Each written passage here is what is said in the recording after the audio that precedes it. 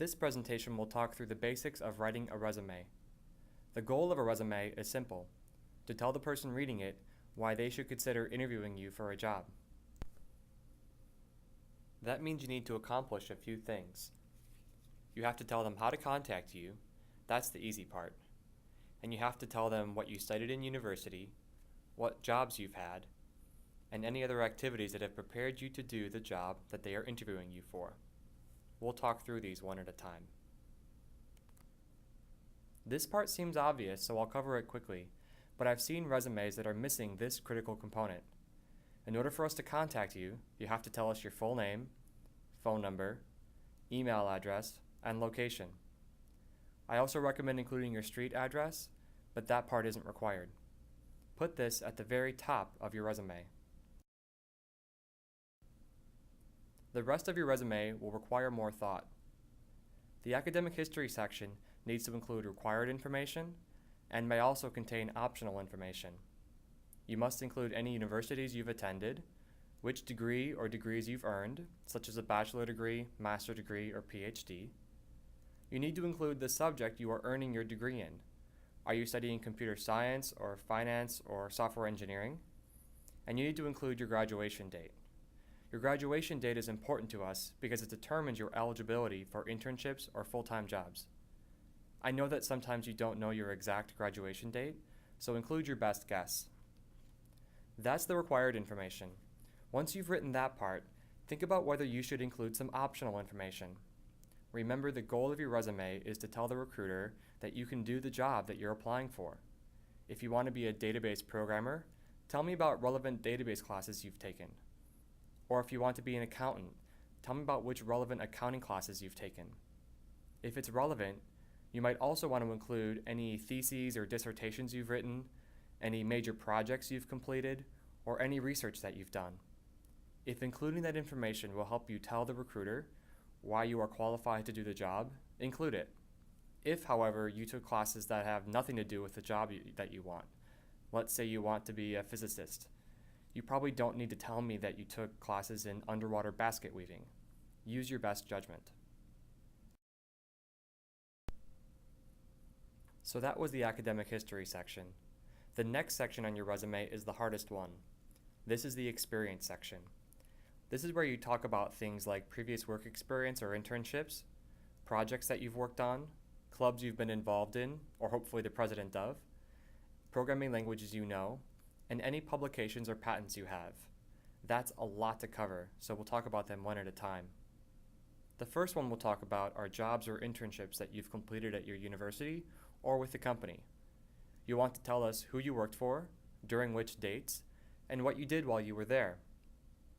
The next part will cover our projects that you've completed. Let's say you've developed significant applications for Windows, or you have a technology startup company. This is a great place to talk about it. Be sure to tell us what programming languages you used, if any, and what kinds of technologies you used.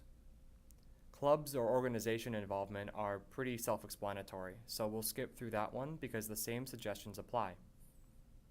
You also want to include the programming languages you've used, your years of experience in each of them, and an assessment of your strengths in them. For example, are you fluent in C++ with 5 years of experience? Or are you a novice in Python with less than 1 year of experience? Be sure to include those descriptions on your resume.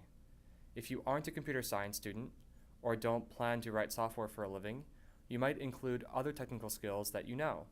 For example, are you experienced in MATLAB or SAP? If the job you want requires specific technical skills, use your resume to tell us what you know. You can also include any publications or patents if you have them.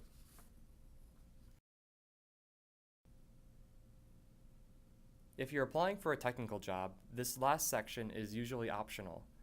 This is where you can talk about your involvement in community service, non-academic clubs, and athletics or other activities.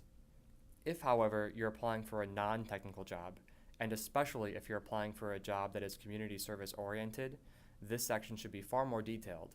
Use your best judgment. A few more tips. Include data or information that distinguish you from your peers. If you've won competitions, tell us about it. Quality is better than quantity. Nobody wants to read a 3-page resume that says nothing.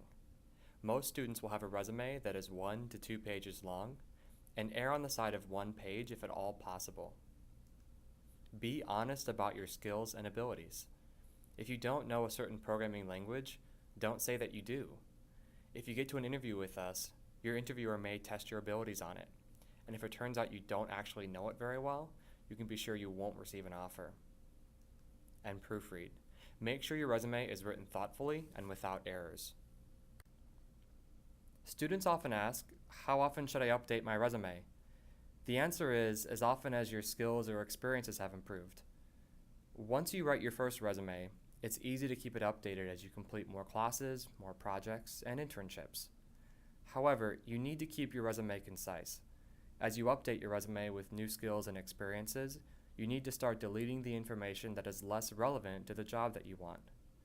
I remember when I wrote my very first resume, using my very first job in the experiences section, and 2 years later I had to delete it to make room for something else. It was hard for me to do, but it was necessary.